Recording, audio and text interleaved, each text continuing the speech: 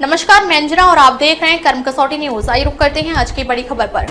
भारतीय शक्ति चेतना पार्टी का है सपना, नशा मुक्त हो भारत अपना। नशा व अपराध मुक्त भारत के लक्ष्य को लेकर कार्यरत भारतीय शक्ति चेतना पार्टी व भगवती मानव कल्याण संगठन ने पार्टी के 13वें स्थापना दिवस के अवसर पर किदवई नगर के आयुर्वेदिक पार्क से एक विशाल नशा मुक्ति जन जागरण यात्रा निकाली और आम सभा का आयोजन किया गया। यात्रा में हजारों की संख्या में पहुंचे कार्यकर्ता एवं नगरवासी समाज को नशा मुक्ति, मांसाहार मुक्ति का संदेश देते हुए पार्टी की नशा मुक्त कानपुर की अवधारणा को और मजबूती प्रदान की गई। यह यात्रा आयुर्वेदिक पार्क से प्रारंभ होकर शहर की मुख्य मार्गों से होते हुए आयुर्वेदिक पार्क में समाप्त हुई। वहीं यात्रा एवं आम सभा के मुख्य अतिथि भारतीय शक्ति चेतना पार्टी के राष्ट्रीय उपाध्यक्ष सौरभ द्विवेदी ने शहरवासियों को संबोधित करते हुए बताया कि भारतीय शक्ति चेतना पार्टी का लक्ष्य देश को नशा मुक्त एवं भ्रष्टाचार मुक्त करना है, जिस लक्ष्य को लेकर पार्टी 13 साल से संकल्पित है और जिसके लाखों कार्यकर्ता देश स्तर पर नशा मुक्त अभियान में लगे हुए हैं।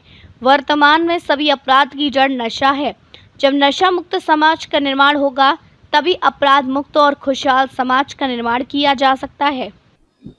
जितनी बातें थी वो लगभग बात अपना संदेश अभी सभा में भाषण चिंतन के माध्यम से बता दिया गया। इसके साथ ही आप लोग के माध्यम से और अपना संदेश मैं देना चाहूँगा कि आप सभी लोग जानते हैं कि जनमानस में समाज के बीच कई तरह की अव्यवस्थाएं, कई तरह की चीज़ें ऐसी हैं जो समाज में होना चाहिए जो नहीं हो रही है।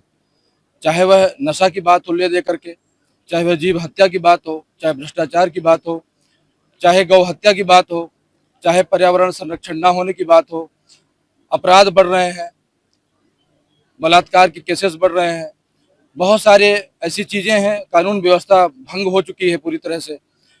एक आम आदमी जो रसूखदार नहीं है, जो संसाधन से विहीन है, वो और विहीन होता चला जा रहा है।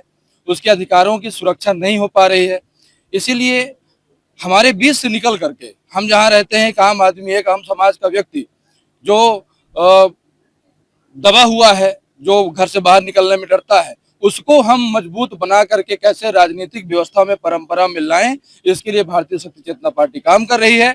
एक व्यक्ति जो अशिक्षित है, असहाय है, भयग्रस्त है, निर्धन है, कमजोर है, गरीब है, वो अपने पैरों पर खड़ा हो और सवाल करना सीखे और राजनीतिक व्यवस्था में आकर के खुद परिवर्तन करने के लिए प्रेरित हो और दूसरों को भी प्रेरित करे। इसके लिए भारतीय शक्ति चेतना पार्टी काम कर रही है। और कानपुर वालों से भी मैं यही कहना चाहता हूँ, उद्योग की नगरी कही जाती है, यहाँ पर बहुत सारे सुविधा संपन्न से युक्त व्यक्तियों का यह गढ़ है। यहाँ पर अगर हम चाय लेंगे तो हमारे इस कानपुर नगर के साथ साथ इर्द गिर्द जितने भी छोटे मोटे जनपद और गांव कस्बे हैं, वहां अगर हम चाहें तो जिस प्रकार उद्योग स्थापित करके हम भला कर रहे हैं लोगों का, उसी प्रकार एक जागरूकता और परिवर्तन की लहर पैदा करके हम समाज का कल्याण कर सकते हैं। राजनीति की जहाँ तक आपने बात की, तो क्या 2027 में भारतीय शक्ति चेतना पार्टी चुनाव लड़ेगी और कितनी सीटों पर लड़ेगी, लगभग क्या अनुमानित है?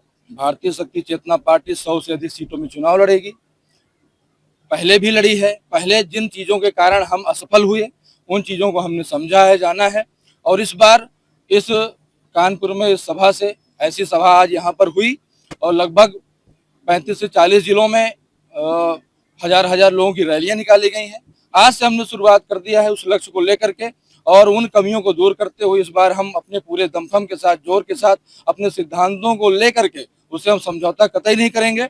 एक पैसे के लिए भी नहीं करेंगे, चाहे कोई 1 करोड़ रुपए भी दे। अपने सिद्धांतों, आदर्शों के साथ हम चुनाव लड़ेंगे और इस बार निश्चित रूप से हम कहीं न कहीं जीत हासिल जरूर करेंगे। बात की मस्जिद, बहुत टाइम देखा गया है कि मंदिरों, मस्जिदों और गुरुद्वारों के आसपास बने हुए अंग्रेजी और हिंदी शराब के ठेके भी इनका कारण और युवाओं के बीच में बढ़ता हुआ नशा इन चीजों को बहुत ज्यादा पीछे की ओर धकेल रहा है, देश को भी पीछे की ओर धकेल रहा है। कहाँ तक आप इसको जिम्मेदार मानते और सरकार का अंकुश न लग पाना, इस पर क्या कहेंगे? देखिए, मंदिरों, मस्जिदों, गुरुद्वारों के पास तो वो महाअपराध ही है।